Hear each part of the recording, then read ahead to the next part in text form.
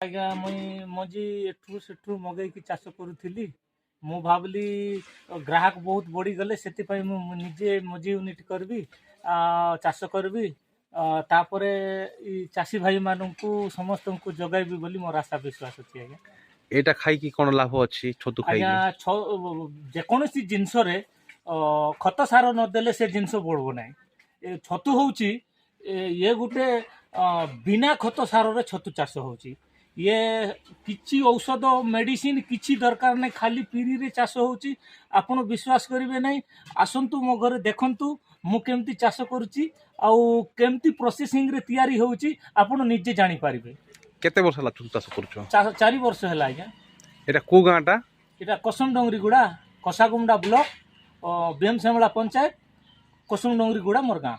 କେତେଟା ଗାଁରେ ଛତୁ ଚାଷ ହଉଛି ପାଖାପାଖି? ଛତୁ ଚାଷ ଆଜ୍ଞା ଅନେକ ଜାଗାରେ କରୁଛନ୍ତି, ମନା ନାହିଁ। ହର୍ଟିକଲଚର ତରଫରୁ ମଞ୍ଜି ମଗେଇକିନା କରୁଛନ୍ତି। ତ ମୁଇଁ ବି ମଗେଇଥିଲି ହର୍ଟିକଲଚର ତରଫରୁ, ଭୁବନେଶ୍ୱରରୁ ବି ମଗଉଥିଲି, ହେଲେ ବେଳେବେଳେ ଛତୁ ମଞ୍ଜି ବି ମିଳୁନଥିଲା।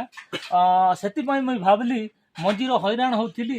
ଏବେ ନିଜେ ମଞ୍ଜି ତିଆରି କରୁଛି, ତା ସହିତ ଛତୁ ବି ତିଆରି କରୁଛି।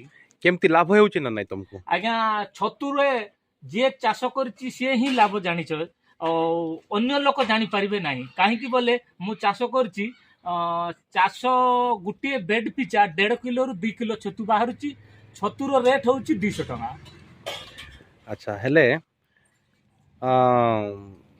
ତା ସହିତ ଛତୁ ମଞ୍ଜି ବି ତମେ ତିଆରି କରୁଛ, ଆଜ୍ଞା ତାର ରେଟ୍ ବାଟ୍ କେମିତି କ'ଣ?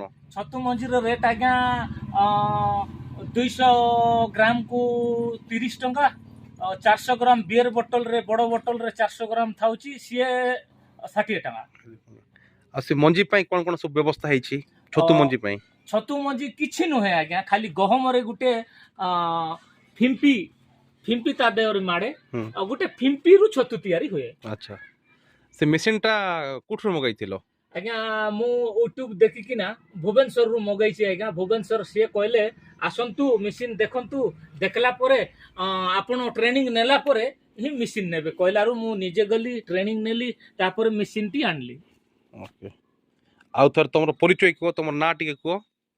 ଆଜ୍ଞା ମୋ ନାଁ ହେଉଛି ନକୁଳ ବାବୁ, କଷାଗୁଣ୍ଡା ବ୍ଲକ, ବେମଶେମଳା ପଞ୍ଚାୟତ, କସମ ଡଙ୍ଗରିଗୁଡ଼ା ମୋର ଗାଁ। ଆଚ୍ଛା, ପ୍ରତିଦିନ କେତେ କିଲୋ ଲେଖା ତମେ ତୋଳୁଛ? ଆଜ୍ଞା 6ରୁ 7 କିଲୋ ଆଜ୍ଞା ଡେଲି? ଡେଲି। ଆଚ୍ଛା, ସରକାର ତରଫରୁ କିଛି ସୁବିଧା ଅଛି? ଆଜ୍ଞା ସରକାର ତରଫରୁ 3 ବର୍ଷ ହେଲା ଗ୍ରୁପ ଇଏରେ ମୁଁ ହର୍ଟିକଲଚର ତରଫରୁ ମଞ୍ଜି ମଗେଇଥିଲି, ଚାଷ କରୁଥିଲି। ସେ ସରକାରୀ ସହାୟତା ଗ୍ରୁପ ଇଏରେ ଥିଲେ 12,000 ଟଙ୍କା ମିଳିବ ବୋଲି କହିଲେ। ଆଉ ଜଣେ ଜଣେ ଏକ୍ସଟ୍ରା ଚାଷ କରିବ ତାକୁ 7,000 ଟଙ୍କା ମିଳିବ ବୋଲି କହିଲେ। ଆଜିକୁ 3 ବର୍ଷ ହେଲା ମୋତେ ବର୍ଷ ମୋତେ 7,000 ଟଙ୍କା ସହାୟତା ମିଳିଛି। ଗତ ବର୍ଷ ମେସିନ୍ ଆଣିଲାରୁ ହର୍ଟିକଲଚର ସାର୍ଙ୍କୁ ଡାକଲାରୁ ସିଏ କହିଲେ ମେସିନ୍ ଆଣିଛ? ଆଣିଲି ଆଜ୍ଞା କହିଲାରୁ ଦେଖିବାକୁ ଆଇଲେ, ତୋତେ ଗୋଟେ ଘର ଦିଆଯିବ କହିଲେ। ତାପରେ କାଗଜପତ୍ର ଯାହା କହିଲେ ମୁଁ ଜେରେକ୍ସ କରିକି ସବୁ ଦେଲା ପରେ ସାର୍ କହିଲେ ଏଇ ବର୍ଷ ସେ ଘର ତାର ଇଏ ନାହିଁ, ରିଟର୍ନ ହେଲାଣି, ଆଉ ଘର ଟାଇମ୍ ବି ନାହିଁ, ଆସନ୍ତା ବର୍ଷକୁ ଦେଖିବା ବୋଲି କହିଲେ।